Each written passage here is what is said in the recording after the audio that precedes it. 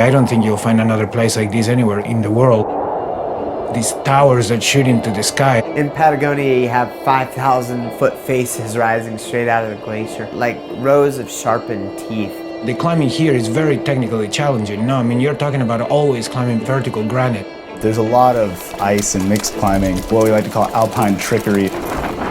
You get terrible weather there. You're so close to the Pacific. The storms come in off the ocean, they just slam into the mountains. It's so sudden and so ferocious. If you get caught in one of those storms, you're in big trouble. These crazy rime ice mushrooms form. It can become like a bombing range. That's right where we were, right where that came down. It's a very, very serious place that should not be taken lightly. Whoa! The first thing you see, even from hundreds of miles away as you're driving into town, is the Fitzroy skyline.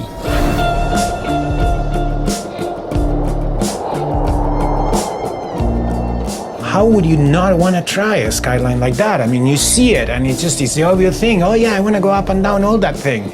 The full Fitz Traverse is the biggest project waiting to get done. 7 beautiful summits, all lined up in one straight ridge. To climb all of those peaks in one go. It's an objective that has been talked about for a long time. You know, who's gonna do it?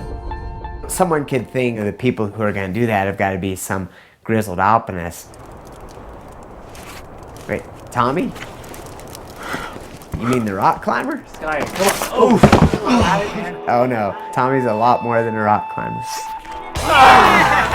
I've been climbing my whole life, but I was kind of a fair weather rock climber. When I thought of Patagonia, I thought of burly dudes with big beards suffering in the mountains. But then I came down with my friend Topher and had just a mind-blowing trip.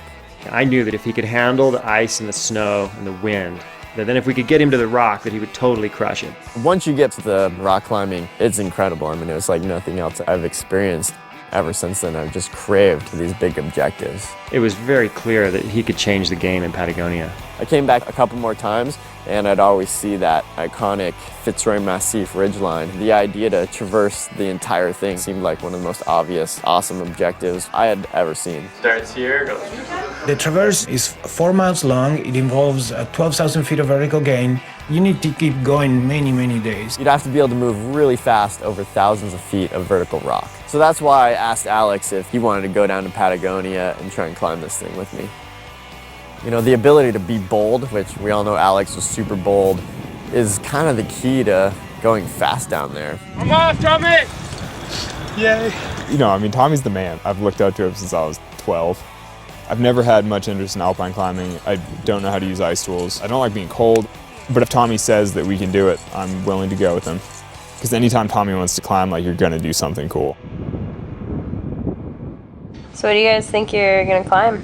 It's a little wintry in the mountains. Something snowy, probably. We're gonna turn into alpine climbers. See how that goes. I know how it's gonna go for me. Not that well. This year I decided to bring my whole family. So what do you think of this, Alex? I named my son Fitz after the mountain because this place has been so special to me. Gonna go climb your mountain. Hopefully. When this weather window showed up on the forecast, I learned that Rolando Garibaldi and Colin Haley were gonna try the Fitz Traverse as well. Rollo and Colin are like the gurus. They're the Patagonia experts. Rollo wrote the guidebook. I figured they had a way better chance than we had. Rollo and I tried the Fitz Traverse twice together. Both times we didn't get very far. I thought that Tommy and Alex had a good chance of pulling it off. This mountain's like kind of intense. And I definitely thought that Rollo and I had a good chance of pulling it off also.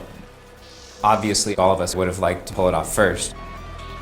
I'm pretty stoked to race for the Fitzroy range. Yeah, this is actually gonna be kind of classic. We felt like such Gumbies compared to Rollo and Colin. Some good snow conditions going on.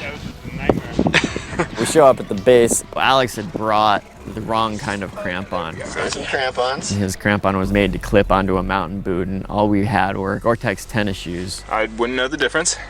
It was gonna be really difficult, potentially a little dangerous, because there was a good chance his crampons were just gonna fall right off.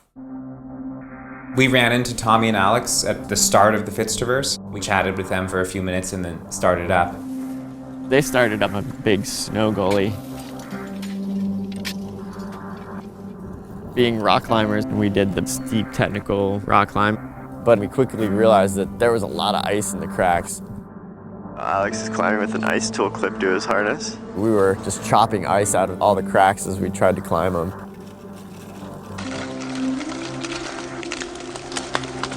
Putting cams in, being like, I don't know, if one lobe is on ice, is that okay?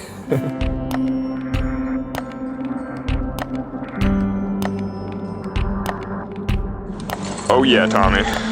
Ooh, yeah. How was that pitch? My hand's bleeding, my jacket's full of holes. We got up to this point about 2/3 of the way up Guillemet, and Rollo and Colin were sitting on a ledge waiting for us. Rollo was feeling super sick and that was it for us. We had to go down. And we knew that Alex had these crampons that really weren't going to work and they were just going to try anyways. Before they went down, Rollo actually took off his own crampons and gave them to Alex, which was a giant gesture. For Rollo to just basically give up his dream of doing the Fitztraverse and then give me the tools that I need to finish the traverse, you're like, oh, that's, that's very big of him. I mean, we offered them a bunch of water and basically give them a hand on whatever we could. Our small participation in their traverse, so our small contribution is a pair of crampons. For the next 4 days, we climbed up and down thousands of feet. We destroyed ourselves and our equipment. And there was a lot of times when I thought we were in way over our heads. But that's what makes for really rich experiences. There's Tommy sitting in the Nar. This is gonna be so rad, dude. This is the kind of thing I see in Alpinist magazine, except we're actually doing it. Pretty epic camp setup. Oh wow, dude, check out the shadow. We're about to climb to the actual summit. Tommy's about to aid it through the night. I feel a little intimidated at the moment. Yeah, don't worry about it though. You're a total boss. Woo, on the summit!